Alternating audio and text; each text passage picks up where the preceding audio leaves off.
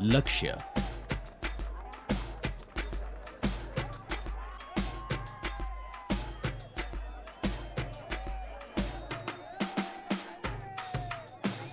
चढाई.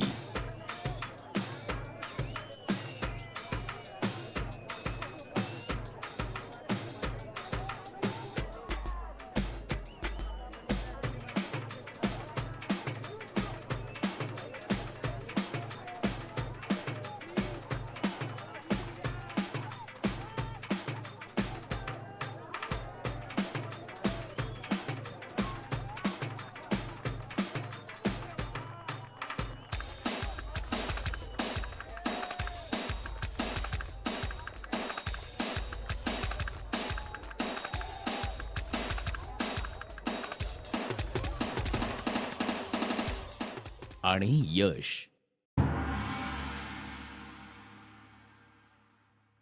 हा प्रवास असाच असतो, पण तो वाटतो तेवढा सोपा नसतो. त्यामागे उत्तम नियोजन, संघभावना आणि लक्ष्य गाठण्याची दुर्दम्य इच्छाशक्ती हे सगळंच असावं लागतं. ते सातत्यानं सिद्ध करावं लागतं. गिरीप्रेमीच्या या सातत्याचा रौप्य महोत्सवी वर्षातील शिवलिंग मोहीम हा कळसाध्याय होता, तर या वर्षीची श्रीकंठ मोहीम आणखी पुढचं पाऊल. श्रीकंठ उंची 20,120 फूट, पण चढायला अत्यंत अवघड. कमीत कमी टीम आणि खर्च या निकषांना पात्र. मुख्य म्हणजे 1997 नंतर या पर्वतावर जगभरातून कोणीही फिरकलेलं नव्हतं. महाराष्ट्रातून तर मुळीच नाही. श्रीकंठची निवड करायला इतके गुण पुरेसे होते.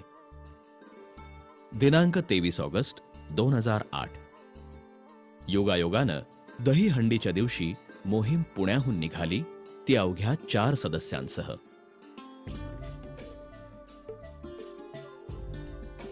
पुण्यापासून 2400 किलोमीटर अंतरावर उत्तर काशीच्या पुढं हर्सिल आणि गंगोत्री यांच्यामधून श्रीकंठकडे मार्ग जातो. दिनांक 28 ऑगस्ट. 2 हॅब म्हणजेच हाय अल्टिट्यूड पोर्टर, 1 कुक आणि 17 पोर्टर घेऊन जांगला इथून मोहिमेनं चालायला प्रारंभ केला.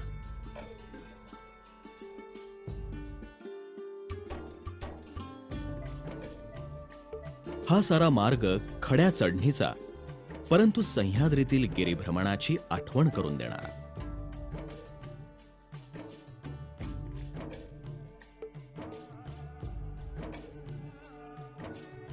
दिनांक 31 ऑगस्ट. मोहिमेनं थेट ॲडव्हान्स बेस कॅम्पच लावला.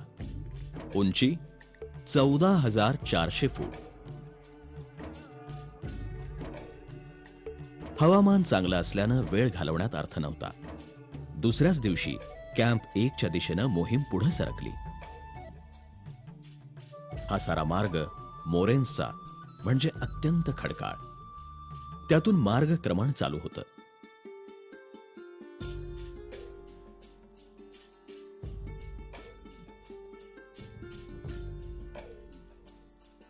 बरंच वर आल्यावर खाली एबीसी दिसतोय, तर वर गंगोत्री 1 हे शिखर.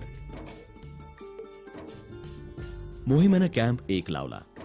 उंची 17,000 फूट. आमच्याकडील जीपीएस हे उपकरण उंची स्पष्टपणे दर्शवत होतं. जरासं निवांत होऊन गिर्यारोहकांनी सहज समोर नजर टाकली. आणखी जवळ, आणखी उंच पर्वतरांगांमधून ढगांची नदी वाहताना दिसते. रोज सायंकाळी हमखास दिसणारं दृश्य.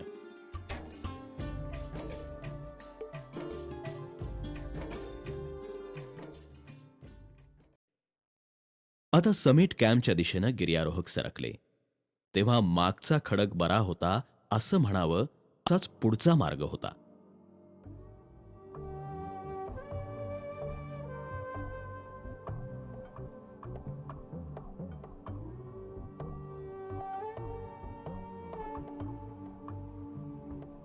चढाई काही फुटांची आणि दमछाक मरणाची अशी वाटचाल चालू होती.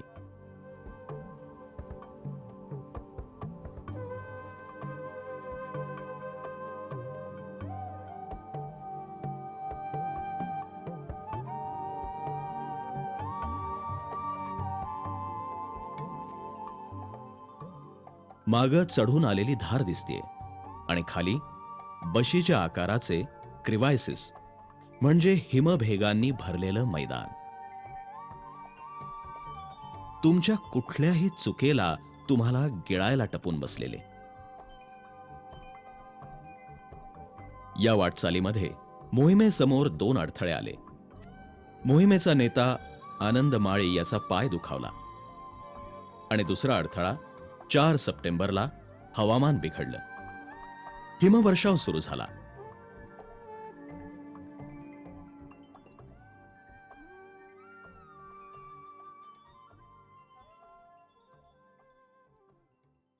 पण त्या परिस्थितीमध्ये मोहिमेचा उपनेता टेकराज अधिकारी यानं कृष्णा ढोकळेसह सूत्र हाती घेतली.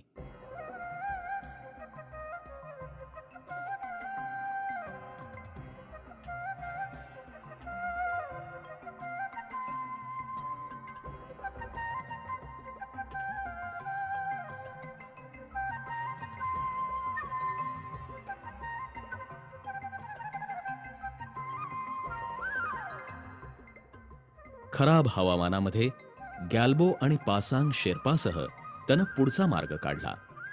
समिट कॅम्प लावला आणि तिथंच तळ ठोकून बसला. उंची 18,400 फूट. पुढं 9 सप्टेंबरपर्यंत हवामान खराबच राहिलं. म्हणजे 5 दिवस मोहीम तंबूमध्ये, बाहेरचं वातावरण बर्फामध्ये आणि श्रीकंठ ढगांमध्ये.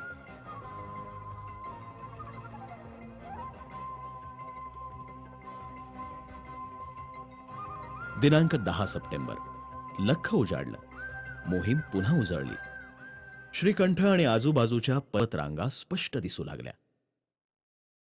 थलाई सागर, भृगुपंथ, मंदा, मंदा 1, मंदा 2, सुदर्शन आणि मात्री.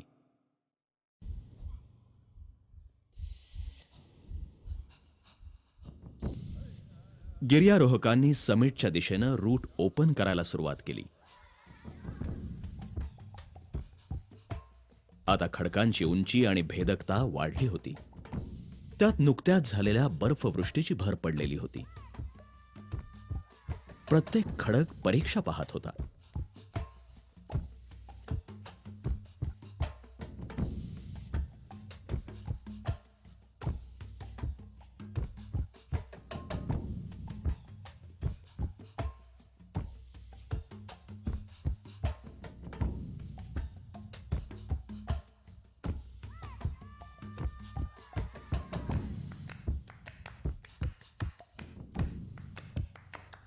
खाली समिट कॅम्प दिसतोय.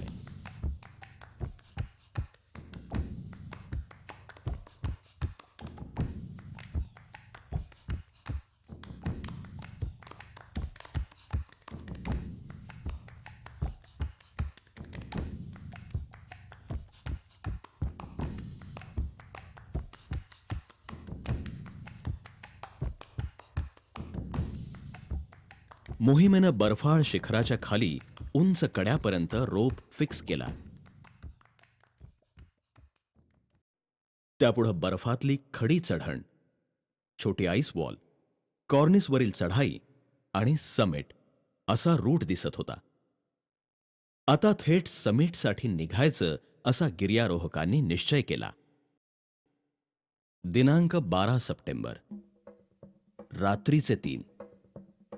मिट्ट काळोखात गिर्यारोहकांच्या हेडलाईट्सचा प्रकाश आणि पिटॉन ठोकण्याचा आवाज. बस एवढंच.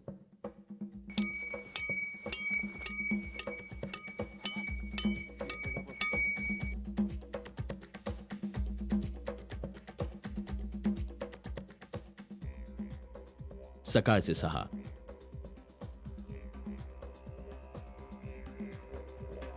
गिर्यारोहक बर्फाळ शिखराच्या पायथ्याशी पोहोचले.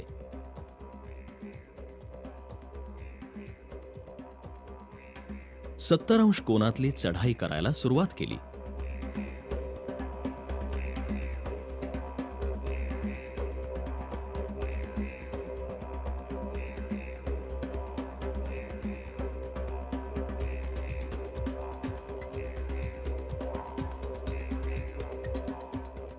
बोचऱ्या थंडीमध्ये ही चढण घाम काढत होती.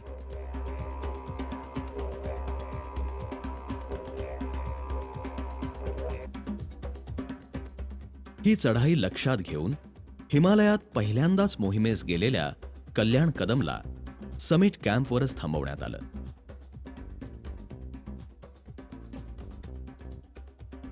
सर्वांच्या अंदाजापेक्षा रोप कमी पडला, त्यामुळे खालचा रोप काढून वरच्या चढाईसाठी वापरावा लागत होता. त्यामुळे वेळ आणि कष्ट दुप्पट झाले.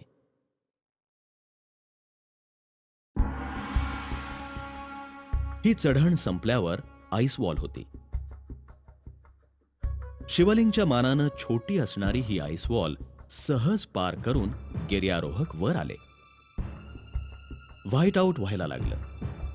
आता पुढचा मार्ग कॉर्निस म्हणजे बर्फाच्या अधांतरी कड्यावरून होता. तारेवरची कसरत होती. छोटीशी चूक मृत्यूला भिडवणार होती.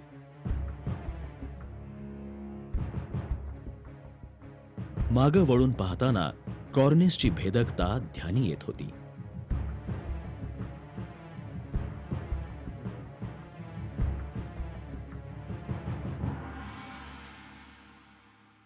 पण आता केवळ काही फूट आणि गिर्यारोहक समिटवर असणार होते.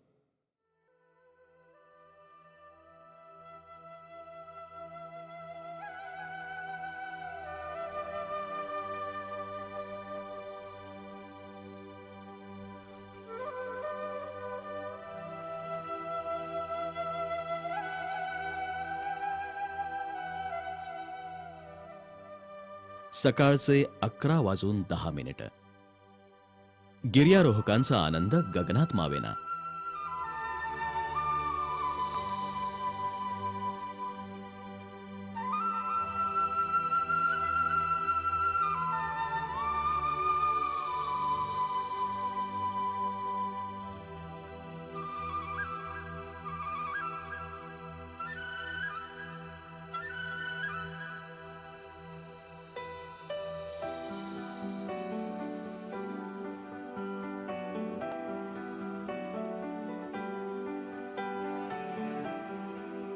श्रीकंठ शिखरावर यशस्वी झालेली चौथी आणि महाराष्ट्रातली पहिली चढाई गिरीप्रेमीची.